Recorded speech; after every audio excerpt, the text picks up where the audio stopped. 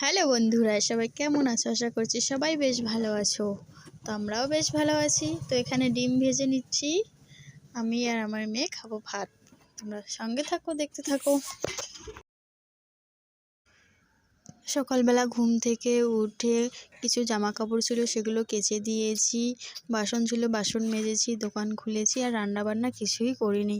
কালকের রাতের ভাত রয়েছে, সবজি রয়েছে, তো আমি আর আমার মেয়েই খাবো শুধু, তার জন্য আর আলসিতেই কিছু করিনি। তো এই যে মাছের সবজি রয়েছে, তো এগুলো দিয়েই এখন আমি আমার মেয়ে ভাত খেয়ে নিব। তারপরে আবার রাতে রান্না করব বন্ধুরা।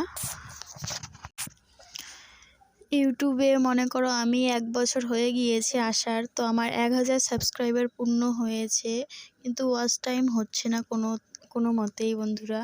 তো এখন টুকটাক করে 1 দিন পর ভিডিও দেই, তো ভিউজ ভালোই হয়। আমার মতে একটা ছোট ইউটিউবারের কাছে যতটা ভিউজ হয় ততটা আমি আশা করিনি, তো আশা রাখছি, তবুও ভিডিও দিচ্ছি। যদি তোমাদের ভালো লাগে প্লিজ লাইক কমেন্ট শেয়ার করে দিও। মানুষ যে কোনো কাজ একটা আশার উপরেই করে, তো আমিও সেই আশাই বলতে পারো। তো বন্ধুরা, এই যে মেয়ের জন্য ভাত বেড়ে নিয়েছি। এই যে আমার মেয়ে তো লুকিয়ে আছে, দেখো। গুড ইভিনিং বন্ধুরা, এখন সন্ধ্যাবেলা। তো ওই যে বেকারি কাকু এসেছিল, কিছু মাল নেওয়ার ছিল দোকানে, তো নিয়ে নিলাম। তো এগুলোকে নাকি বার্গার বলে, তো দু প্যাকেট নিলাম, আর এই যে কুকিজ।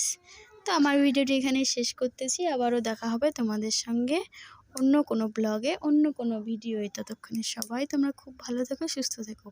আর এদিকে আমার মেয়ে নতুন নতুন লেখা শিখেছে, তো কোথায় লেখা লেখে আর কোথায় না লেখে।